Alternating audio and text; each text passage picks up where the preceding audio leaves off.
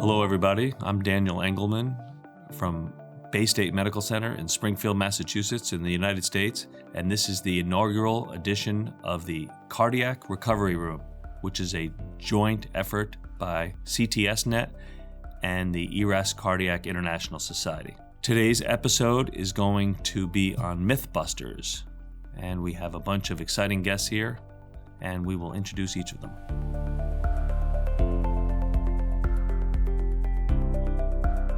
Hi, thanks very much for including me on this inaugural podcast. My name is Rakesh Arora. I'm a cardiac surgeon intensivist at University Hospitals in Cleveland, Ohio. And hi, everybody. Mike Grant. I'm a cardiac anesthesiologist intensivist out of Johns Hopkins. Outstanding. So I'm going to jump right into this. This is the first of many podcasts that we're going to be delving into with a bunch of world-renowned experts in perioperative care and cardiac surgery. And the goal is going to be to look deeper into best practice and what people are doing and potentially learn from each other. Let's talk about myths across perioperative care. Are there myths? Are there things we're doing that we think are based in best practice and that actually we probably should look a little bit closer at and look at the data? Rakesh, why is it even important that we look at these things? I think there's probably most what we do is myth-based, that a lot of our practice is based on what we have learned, and it has stood the test of time or has been perpetuated to current practice for many of us without there being a lot of really good data informing it. A really good example is one of the things we've all advocated for is trying to reduce the time that patients take nothing by mouth before their surgery. And the tradition's always been nothing by mouth after midnight before the surgery. And we now know that that is no longer standard of practice in most surgical specialties, of which we in cardiac have been perhaps a bit late to the game. What do you think, Mike? Oh, yeah. I mean, this is some of those dogmatic features that last for a long time. And I think some people hide behind kind of two ideals. One is the belief that there weren't data that existed in the cardiac surgical setting. And then the other one being that this practice is just practical, right? So that you simply make a person NPO after midnight and you call it a day, and that your assumption is that this is not going to have a big impact on their overall perioperative course. And I think what we now know is that that's actually not the case. We know that the data really does reinforce that for small meals, at the most, you need to be NPO for about 6 hours. For clear liquids, it's much, much even shorter. We're talking about 2 hours at the most. Again, a lot of people are going to say, well, cardiac surgery is different. But, I think what we're really finding is that we can reinforce some of this non-cardiac surgical data in many cases in the cardiac surgical spectrum with a couple of caveats. Let me push back a little bit. As a cardiac surgeon, my concern is twofold. One, that the anesthesiologist, like you, Mike, will cancel my case because the patient had a light meal, 4 hours before I took him to the OR. That's the first concern I have. And then the second one is, well, our cases are different. We use TE echoes on so many of our cases.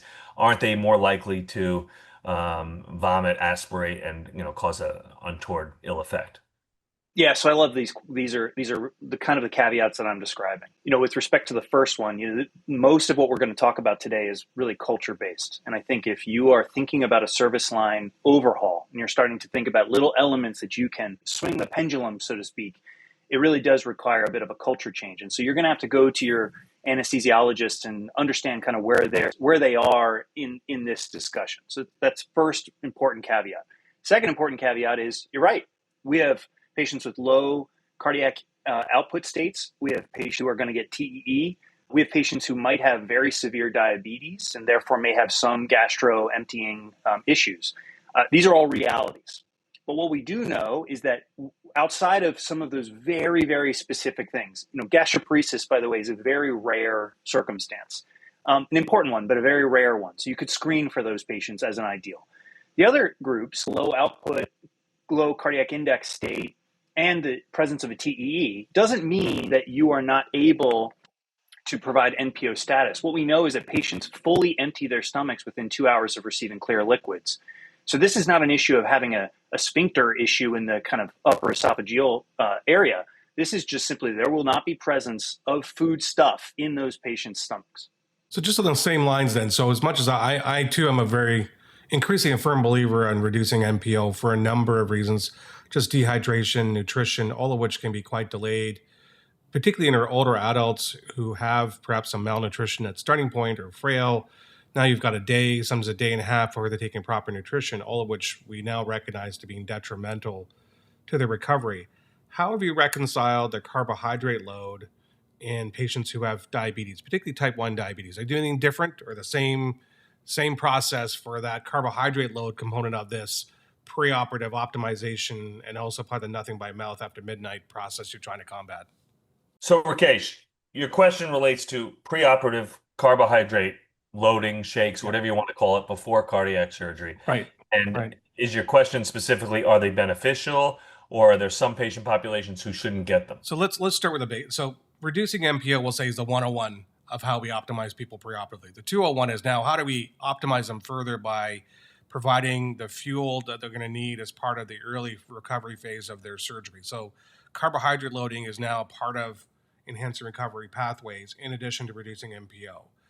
Some teams have struggled with giving carbohydrates to those patients who are going to be on insulin postoperatively as part of care, or particularly in those patients who have diabetes, who are on insulin, either type 1 or type 2 patient on long-standing insulin. How have you reconciled that with your teams to use that? So, Mike, do you have any restrictions for, a insulin-dependent diabetic receiving any amount of carbs before surgery? Yeah, so there's probably a couple of answers to this. The first one is, it is undeniable that if you give a diabetic carbohydrate load in any form, that they will have elevated glucoses as a result of that. That we know. But that's also true, generally speaking, of non-diabetics as well. What I think is part and parcel of this is to understand that not all glucose elevation is created equal. And in the non-cardiac surgical literature, what they've actually found is that despite that initial rise in glucose, which, by the way, is much easier treated in the cardiac surgical setting because we use an insulin infusion essentially on 100% of our patients, that those patients actually paradoxically have better insulin management and glucose management in the perioperative phase. So they actually paradoxically have lower insulin requirements postoperatively, in part because you don't get some of the traditional spikes that you might get in a patient that's in a starvation state. It's very difficult, I think, to kind of prove this theory to people, and to be fair, we need more data in this. But we do have some data in at least in the non-cardiac surgical realm, that shows that it's actually better for glucose management perioperatively. The part I hate personally about the NPO at midnight thing is if the patient doesn't get to the OR till 2 o'clock in the afternoon the following day, that degree of NPO is never good. These patients are uncomfortable, they're dry, and the minute they hit the operating room, their labile blood pressures give them tons of crystalloid fluid, and it just seems as though we're not helping things. Yeah, I mean, the one undeniable fact about NPO status and updating that pendulum is that patients are going to love it. The patient satisfaction scoring is through the roof when they're able to have even something as little as water a couple hours before surgery. Let's pivot a little to after the operation. So they hit the intensive care unit, and more often than not, they become hypovolemic and need a volume resuscitation. And we give a couple liters of a crystalloid, and then inevitably some practitioner wants to stop diluting the patient with crystalloid and says, this is the time I'm going to switch to albumin. I'm really going to help this patient because I can give this much smaller little vial and still get a bang for my buck and get a volume resuscitation. What's the data and what are your thoughts about that at each of your institutions? Rakesh? First of all, I think I often refer to some of our colleagues who give a ton of volume as being the aquatic assassins. I think we give too much fluid as a general rule.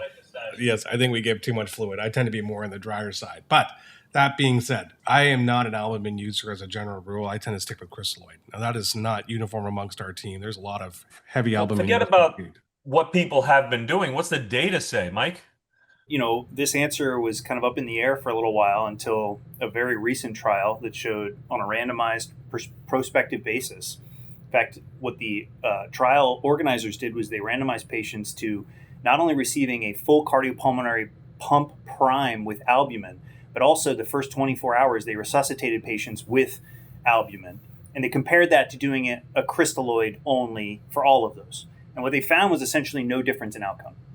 Now, the believers in crystalloid, which I am one of them, will tell you that basically suggests that albumin is not necessary for any of these resuscitative efforts, particularly for standard patients undergoing standard cases in the first 24 hours. I will say that the albumin believers will actually say to you, all right, great. That means that we can use albumin and that's perfectly fine. I just point out, some of the downsides of albumin do exist. It's, if nothing else, more expensive. And also important for people to realize is that when you give albumin, you give people effectively a big salt bomb. You're going to give them a ton of sodium. That's going to couple with the rest of your kind of reservoir, and you're going to end up with an array of different electrolyte abnormalities just from getting all of that albumin. And I think that's not inconsequential. It kind of reminds me a little bit of tons of bicarb when a patient's being resuscitated when their pH is low, just keeping that pH normal. You can make a normal blood gas or normal pH with bicarb. And when I try to speak to my teams about how it may be paradoxically increasing their acidosis, they look at me like I'm crazy. Do you have the similar discussions with your teams? Oh boy, do I love the bicarb debate. I'm an anti-bicarber. I'm a believer that bicarb should be withheld until you're at the really, really end stage of acidosis, the 7.15 range. I do not believe that bicarb is particularly helpful, and for the reason you just described. We may paradoxically actually be worsening intracellular acidosis when we give these kind of bolus doses of bicarbonate. I don't know if that's something, Rakesh, that your practice has started to. Yeah, so I very much the same, and those are well below 7.2, or I know there are other reasons to give it outside of just the pure number, then maybe. But for the most part, yeah, I am also not a bicarb user for the reasons you mentioned. I think it has the opposite effect that you intended it to and can lead to further difficulties downstream. And when you give bicarb, one of the other things that I love to teach is that it's going to, if you don't need it and you're not going to utilize it, it's going to get generated into CO2. And what's going to end up happening is your patient's then going to have to hyperventilate to kind of offset this bicarb bolus. And the irony is that we might actually delay a patient's ability to get extubated because we've well-intendedly tried to correct their acidosis. I'm fascinated by dogmatic approaches that actually unintentionally set us behind on our recovery, and this is a great example. Well, it's like we're treating a number, which brings me in a perfect segue to the ultimate number, which is the hematocrit hemoglobin, where we love treating that number. So should we have a threshold? My personal opinion is you need some kind of threshold number at which you're going to seriously consider transfusion, at least for those times overnight when you may be poorly staffed and you have to have some sort of safety net, at least in a hospital that may not have intensivists 24/7. Maybe there has to be some bottom number, but short of that, I think it has to be patient-centric, and each patient you have to look at for their need for every single transfusion, because as we know, every single transfusion decreases a patient's life expectancy after cardiac surgery, increases their risk of acute kidney injury, and is sort of an auto transfusion, which is not particularly good for longevity. Does anyone disagree with what I'm stating? So I'm again, tend to be very restrictive with blood products. And I think it comes down to what you just said. There is not a study that I'm aware of that has shown benefit with blood. At best, it may not cause harm, but most have said it's associated with increased poorer outcomes with even a single unit of blood product utilization, allogeneic blood. So then you really have to balance at the end of the day, what are you giving the blood for? And it's really about delivery of oxygen. And if you think the balance of that decision you have to make on that individual patient, you need to drive DO2 in a way you can't do with cardiac output, and you need to increase your content of oxygen, then maybe blood would be considered below a certain threshold. I don't know what that threshold is as a uniform, though I tend to go quite low based on what data we do have, which is the TRIX3 trial, and then I individualize it based on the patient there afterwards. I'm comfortable going to low 7s or even the 6s in patients. I agree, generally speaking, with the idea of a restrictive approach. I will say, I think we're getting into an era where we're starting to think about this a little bit outside of the notion of a trigger per se. I like the idea, Ron Salinger, one of our colleagues, has coined the idea that a transfusion trigger should only be triggering a discussion about transfusion, not the transfusion itself. So I do love that idea.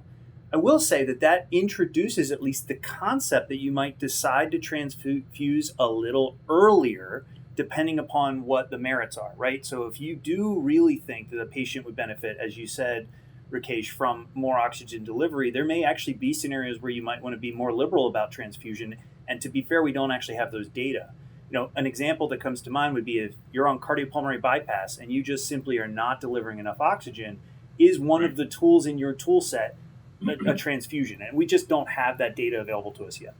All right, let's pivot a little bit. So your patient's still on a ventilator. the nurse reports that they have copious secretions. So the surgeon walking through, who doesn't happen to have a case on his schedule and is looking for some procedure, something to do for that day, immediately jumps in front of the line and says, I will do a bronchoscopy. Great, we're going to clear out the airways, going to suck out that mucus, and we'll get this patient extubated earlier. Even though that's routinely done at many institutions, is that sound judgment, Mike? I have been accused of being a bronching nihilist, and it's in large part for this reason. What we do know is that we have some data, particularly in the thoracic population. So these are patients that are at actually higher risk of needing some kind of bronchoscopy intervention. And even in those circumstances where you've performed a lobe or even a pneumonectomy, they actually do not support the idea of a routine use of bronchoscopy to clear airways, because there's been no association with subsequent atelectasis or liberation from the ventilator. You can imagine that in a cardiac surgical setting where maybe we don't have as much of these data, that would just simply be extrapolated out quite readily. And again, in my experience, I have never seen a bronchoscopy, with, again, very rare exceptions, be necessary to allow for a patient who had a routine surgery to become extubated in an earlier fashion. Again, somebody push back here, because I just personally have not seen that. Well, yeah, I kind of like it for a great BAL culture. I mean, I get the good stuff. I get that stuff way down from it. You don't believe, you're disagreeing. No, I Mike's shaking his head no, and I'm sort of in agreement. I think that's been debunked as one of the myths. I don't think that the sample you get from a quantitative or qualitative BAL is superior. This is established. What I love actually is that this was established 20 years ago. So the early 2000s data, there's a meta-analysis in cardiac surgery that actually shows that in fact, inline suctioning might even be superior for a couple of reasons. One is you don't expose the patient to an unnecessary procedure. And two, there's actually some data that you might sample for a bacteria that is irrelevant to that patient's current scenario. So what we do know is if you do inline suctioning and you get the sputum out, that sputum that's being created that's actually causing some kind of clinical condition. Again, that might just be sputum production. Remember, we always have to rule in the fact that a patient's going to actually have a pneumonia at the time we do any of these things. So we got to make sure we're not just selecting colonizers. But suffice it to say, I'm much more of a fan of inline suctioning as opposed to doing a bronchoscopy for BAL. And you're rounding on a patient, you see that chest x-ray, which you're getting, every day post-op, because that's what we've always done. And there's that chest x-ray, and it shows that, sort of collapse in the lower lobe / atelectasis. You do the bronch, and you clear that mucus plug, and you get a repeat x-ray, and you prove to your team, I told you, Mike, I helped this guy, because look at this x-ray. The right lower lobe is now expanded. The x-ray is exactly the same. Is that what you mean? No, it's better. I've cured the atelectasis. So here's what is true. What is true is that if you think you have mucus plugging, a bronchoscopy has a role. And that, to me, seems very straightforward. So yes, that's kind of what I'm getting at. Yeah, save for the mucus plugging event, which, by the way, there should be other clinical signs of this. I'm not a big fan of the idea that you do routine chest x-rays just to rule in or rule out a atelectasis of some variety. That, to me, doesn't seem particularly helpful. Again, what we're looking for are clinically relevant signs and symptoms of a patient's need. Relative hypoxemia, relative hypercarbia, somebody who's a little slow to wean from the ventilator, associated tachypnea. These are all, I think, really rational reasons for you to be screening that patient with a chest x-ray. I would make the argument perhaps a chest x-ray on arrival to the ICU after an OR course is not irrational. Let's all agree we like that one x-ray after we get to the ICU. Is there any other routine x-ray that patient needs prior to going home? Routine. Patient's fine. Extubated it, a couple hours after surgery. The next morning they go to the floor. They're walking in the halls. They go home. Is there another x-ray that's needed routine on that patient? Again, I think you're going to think that this is really counterculture. But in the absence of a clinical condition that would suggest that you need it, my answer is no. Including with the chest tube pull. The whole 9 yards. Chest tube pull, wire pull, et cetera, et cetera. I'm just not a believer in any of these things. Again, Rakesh, tell me I'm wrong. No, I think routine chest x-rays are again, the myth that we can hopefully help bust a little bit with this conversation. There's reasonable data from both north and south of the border from Choosing Wisely campaigns in Canada and in the US as well that show that routine x-rays do not provide benefit unless there's a clinical indication where you're trying to confirm a diagnosis that would require intervention. For example, if you have no breast sounds on one side and you're worried about a large pleural effusion that you want to drain, sure. But doing it routinely, get an AP chest X-ray before you go home, even though it was normal a day or 2 or 3 before without any clinical change, is probably not worth the cost. Is it possible that teams are relying more on this radiologic evidence of these types of things like a residual giant effusion, et cetera, because they're not paying as much attention to physical exam as we once were years ago? That's a big topic. That's a loaded question. Yeah, the suggestion that we're not doing routine physicals. Now, I think almost all old guard clinicians start to believe that the next generation is lapsing just a touch on their physical So I exam kind of skills. just hit that. I just fell off the cliff. I hear you. I get it. I'm just telling you. You know, I hear you. I'm old. I get it. I understand the impulse, by the way. And some of the reasons these dogmas exist are rational reasons, right? So you have this suggestion that in order to protect yourself, create a layer of redundancy to not miss things. I think that's where some of this stuff is born. But let's go to the next one, right? So routine labs, right?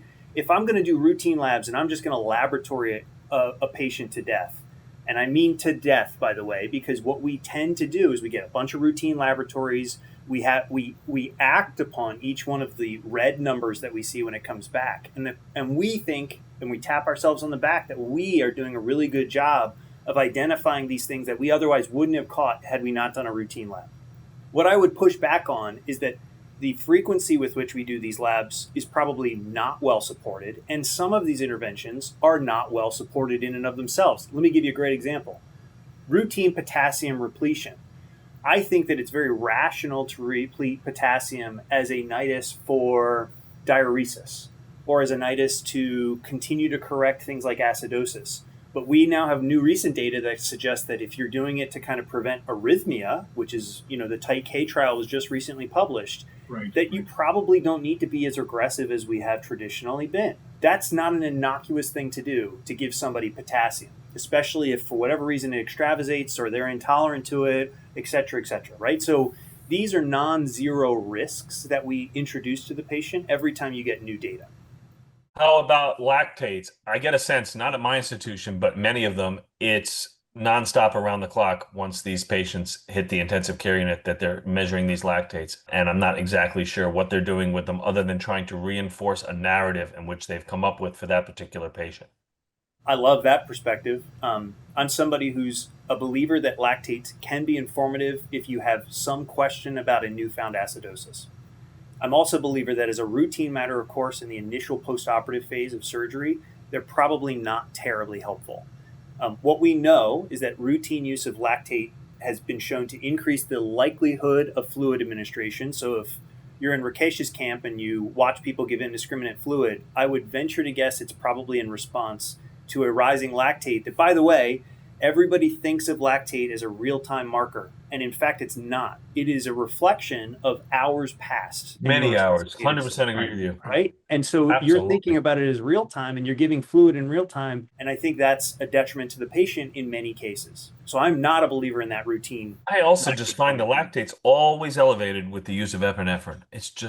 It makes it so difficult for me to interpret an elevated lactate. I don't know what to do with it. Well, I also think there's a definite difference between a lactate in that kind of smoldering 2 to 3 range and a lactate that's in the 8 to 12 to 14 range. I mean, the latter group clearly sustained some kind of malperfused event.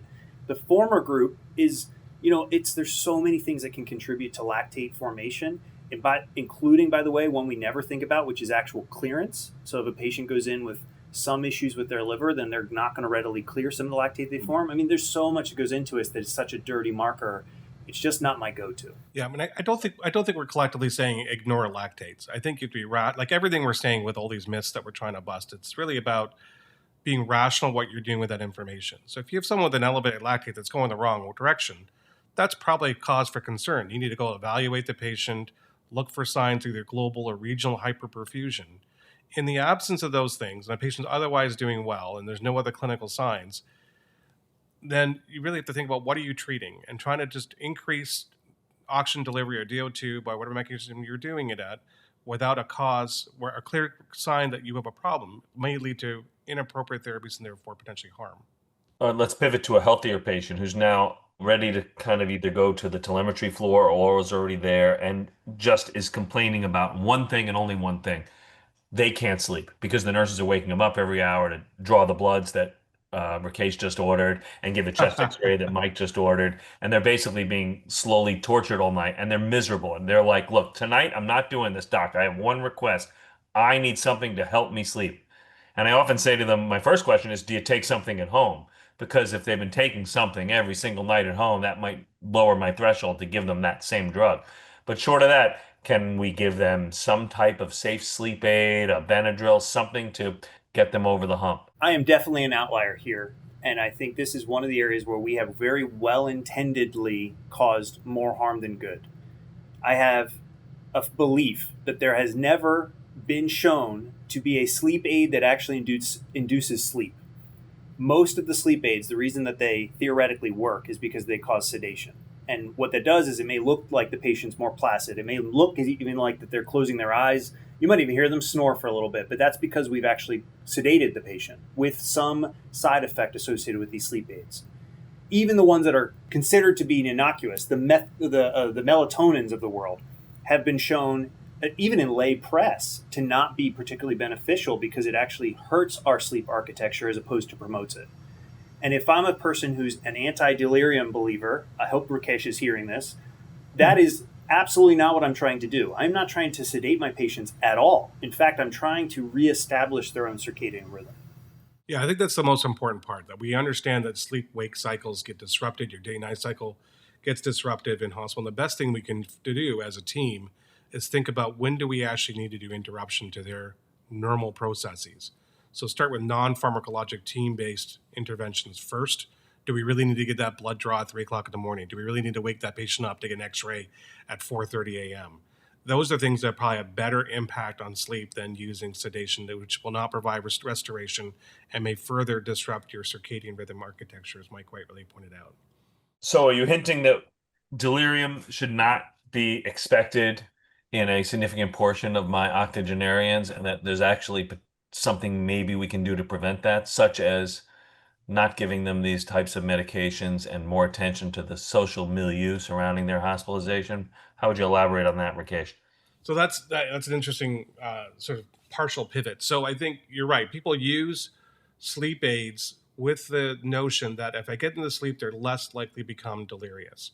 And yes, there is some element where sleep deprivation can lead to factors, or it can lead to alterations in their brain chemistry that can result in delirium. But that in and of itself isn't enough reason to do it.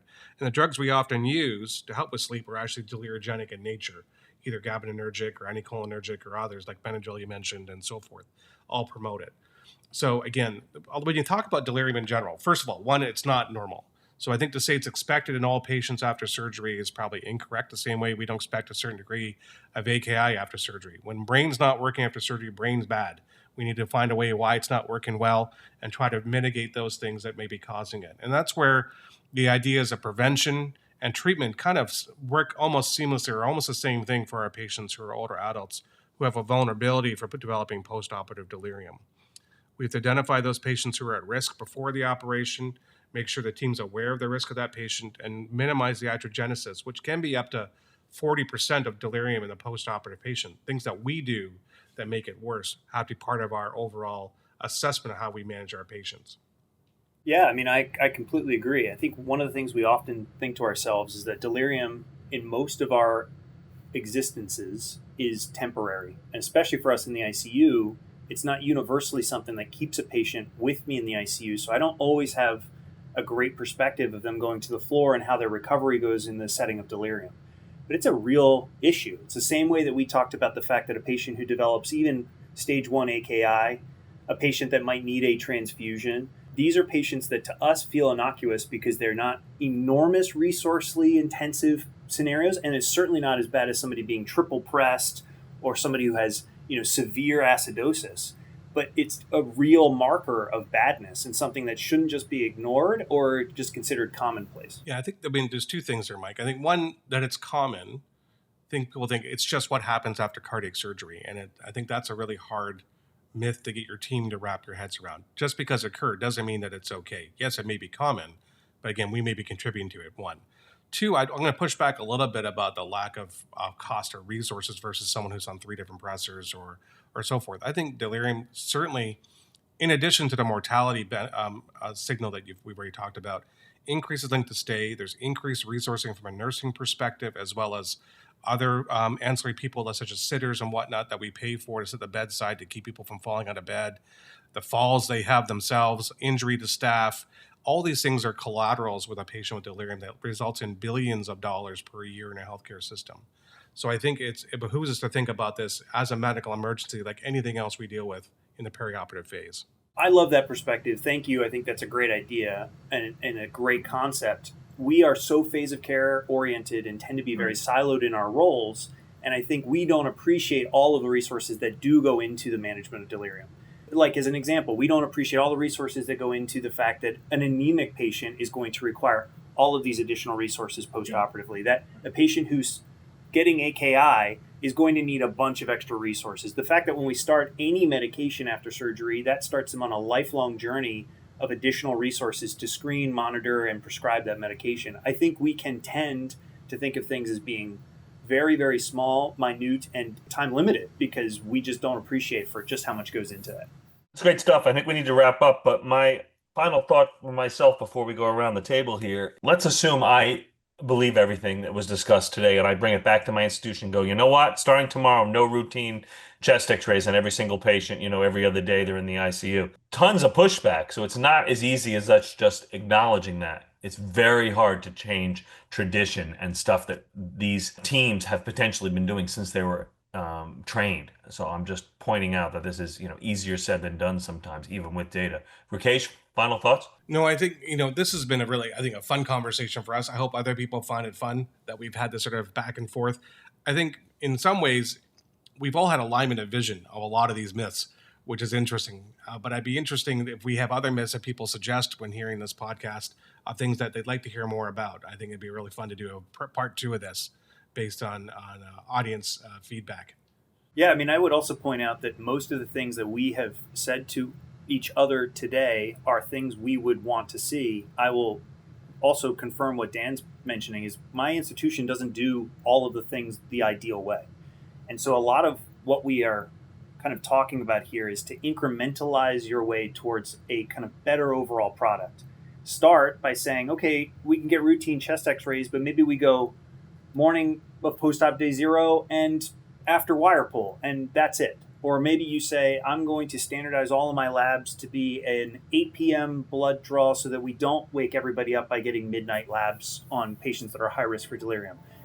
Or I'm going to do an NPO initiative, and I'm only going to try to tackle that patients can have clear liquids up till 4 hours after surgery, just to move the needle. And I think each one of these kinds of smaller but incremental approaches doesn't leave somebody on an island if they think they're really trying to provide best standard of care, but it does move the needle, at least locally, for your particular program. And I think that's really meaningful. No, I like that approach a lot.